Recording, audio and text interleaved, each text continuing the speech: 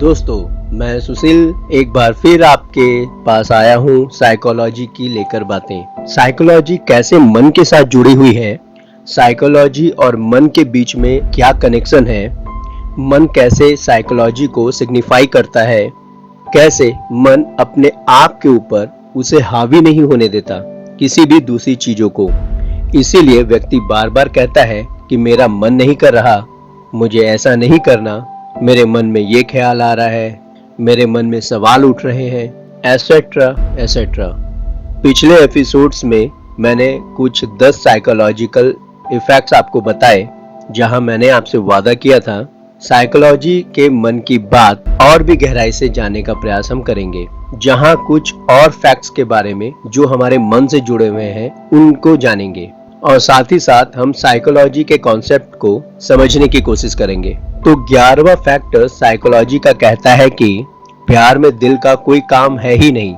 प्यार दिमाग में एक केमिकल रिएक्शन की वजह से होता है। यानी कि जितने लोग भी कहते हैं कि मैं तुम्हें दिल से टूट के प्यार करता हूँ, दिल से चाहता हूँ, I just love you deep inside and out, ये सिर्फ और सिर्फ एक प्रकार का वहम है। असल में प्यार सिर्फ और सिर्फ एक केमिकल रिएक्शन की वजह से होता है। ये साइकोलॉजी है जो इंसान को इन सब बातों पर बिलीव करने के लिए मजबूर कर देती है कि दिल से प्यार होता है। हालांकि हम सब जानते हैं साइंटिफिकली दिल का काम सिर्फ ब्लड को पूरे शरीर में पहुंचाना, यानी कि ब्लड का पंप करने का काम होता है। तो ऐसे में साइकोलॉजी यही बताती है प्यार का सिर्फ लेना देना एक केमिकल रिएक्शन से है जो हमारे ब्रेन से रिलीज होता है, क्योंकि सोचता तो दिमाग ही है, रिएक्ट दिमाग ही करता है। दिल कहां से बीच में आ गया। अब जानते हैं साइकोलॉजी का फैक्ट नंबर 12। क्या आप जानते हैं कि मनोवैज्ञानिक कहते हैं कि प्यार होने में सिर्फ 4 मिनट लगते हैं, लेकिन मैंने तो सुना है प्यार तो सिर्फ चंद सेकंड्स में भी हो जाता है। आपका क्या मानना है इस बारे में? क्या आप साइकोलॉजी के इस फैक्टर से वाकिफ है?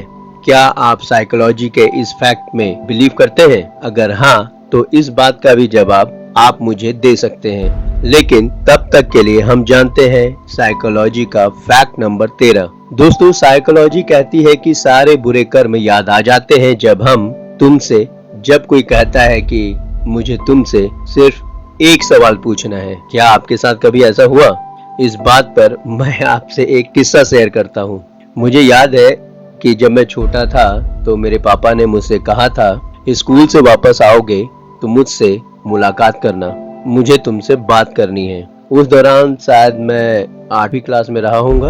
हालांकि मैंने ऐसा कुछ भी नहीं किया था जिससे मुझे डर लगता, लेकिन फिर भी मुझे अपने सारे बुरे कर्म याद आ गए। यानी कि जैसे मैंने अपने छोटे भाई की पिटाई की हो, या मैंने कभी किसी से झूठ बोला हो, या मैंने पापा से कुछ छुपाया हो और उन्हें पता चल गया हो। इसीलिए कहते हैं जब भी कोई आपसे ये सवाल करता है, क्या तुमसे कोई सवाल पूछूं या आओ तुमसे कोई बात करनी है, तो इंसान को सारे के सारे अपने बुरे कर्म याद आ जाते हैं।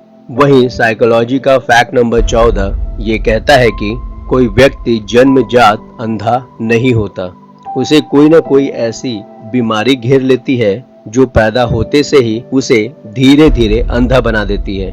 यानी कि जन्म से रोशनी सबके पास होती है आंखों में, उसे देख पाने की, महसूस कर पाने की, समझ पाने की, लेकिन धीरे धीरे कुछ सेल्स आइस के अंदर वो डिस्ट्रॉट होने शुरू हो जाते हैं और वहां पर एक क्लॉट बना देते हैं, जिसकी वजह से व्यक्ति देख नहीं पाता और लोग समझ लेते हैं कि वो जन्म से अंधा है।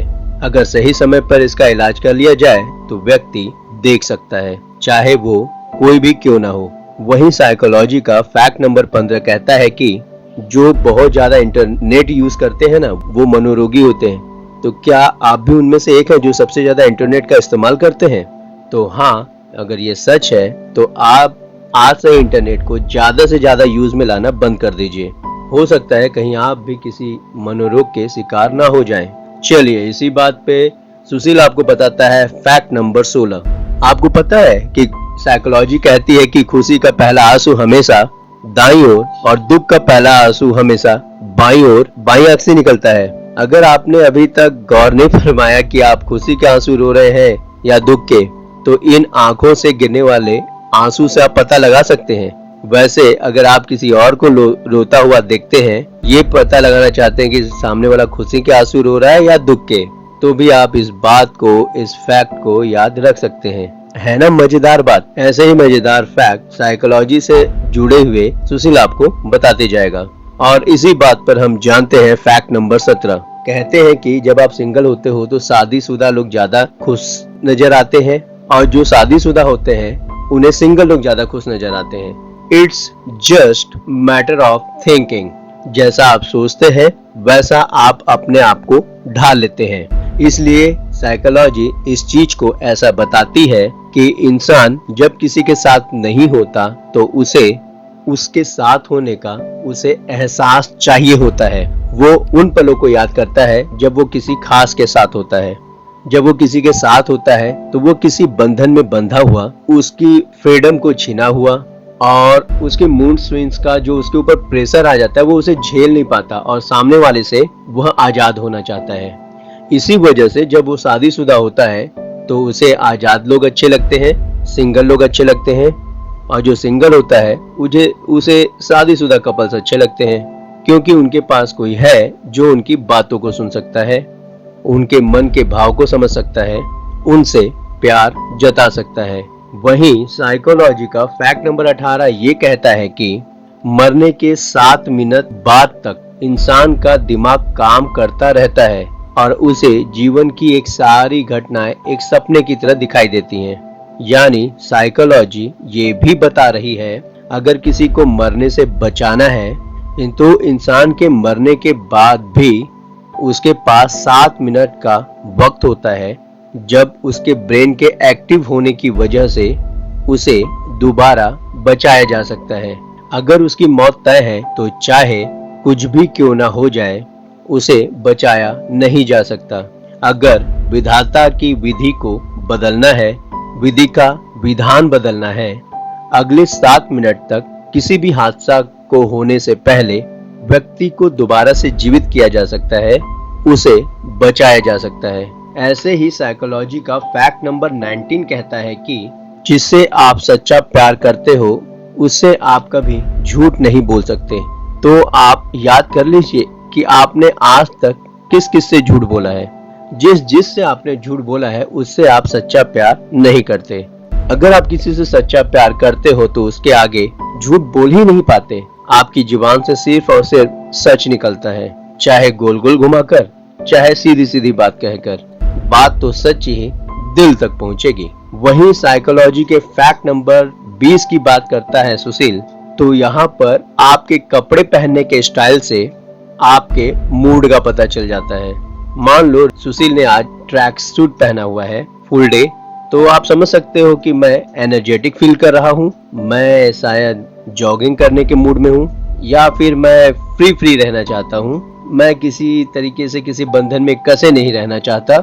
वहीं अगर आपने सूट बूट पहन रखा है, फॉर्मल कपड़े पहन रखे हैं, तो आपके इस मिजाज से ये समझा जा सकता है आप थोड़े से टफ एंड रिजिड मैन हैं, जो आज के दिन आप अपने पूरे काम पर फोकस करने के मूड से आए हैं। हो सकता है काम करते करते आपका मूड खराब हो जाए, लेकिन हाँ, ड्रेसिंग सेंस कहीं ना कहीं आपके पूरे के पूरे मूड को सिग्निफाई करता है और ये बताता है कि आपका पूरा दिन आज कैसे बीतने वाला है। तो ये था साइकोलॉजी फैक्ट्स। नए एपिसोड में मिलते हैं किसी नए टॉपिक के साथ।